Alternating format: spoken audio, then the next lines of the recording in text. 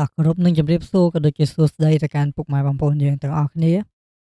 ស្វាគមន៍បងប្អូនយើងសាជាថ្មីមកកាន់ការផ្ដល់តម្រុយឆ្នោតយួនប្រចាំថ្ងៃពីម៉ោង4និងម៉ោង6ក៏ហើយសម្រាប់ថ្ងៃនេះដែរគឺអត់មានលេខដើម្បីយកមកចែកជូនបងប្អូនយើងលេងកម្សាន្តទៀតហើយតែមុននឹងចូលទៅកាន់តម្រុយអត់មានក៏សូមឲ្យពុកម៉ែបងប្អូនយើងទាំងអស់គ្នាហ្នឹងណាជួយចុចជាវនិងចុចឲ្យមេដៃមកកាន់ Channel Admin ម្នាក់មួយផងបងប្អូនយើងដើម្បីជាកម្លាំងចិត្តឲ្យ Admin បន្តធ្វើការផលវីដេអូតម្រុយចែកជូនបងប្អូនយើងលេងកម្សាន្តបន្តទៀតតោះឥឡូវនេះកុំឲ្យខាតពេលវេលាយើងយូរបងប្អូនយើងគឺចូលទៅកាន់តម្រុយទាំងអស់គ្នាតែម្ដងទៅតោះសម្រាប់ថ្ងៃនេះដែរ Admin ឲ្យលេងខ្ទង់ចិត្តម្ដងហើយបងប្អូនយើងខ្ទង់ចិត្តអូសចិត្តមកគ្រាប់ឲ្យអូសខ្សែបងប្អូនយើងអូសចិត្តអូសខ្សែតោះសម្រាប់ពីរលេខ Admin ឲ្យលេងចិត្ត4មួយ46តោះ58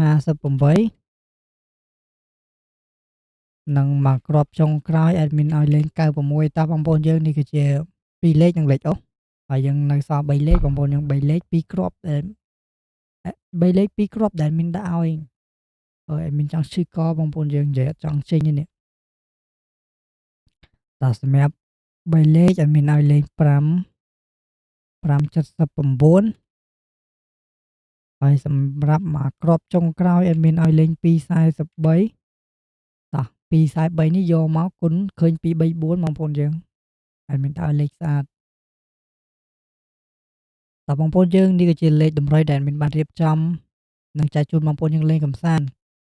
ហើយបងប្អូនយើងយកទៅលេងកម្សាន្តខុសត្រូវហើយបងប្អូនយើងកុំជេរ Admin ណានិយាយហើយនេះគ្រាន់តែជាតម្រុយដែល Admin បានដឹងខ្លះៗពីលទ្ធផលអញ្ចឹងបងប្អូនយើង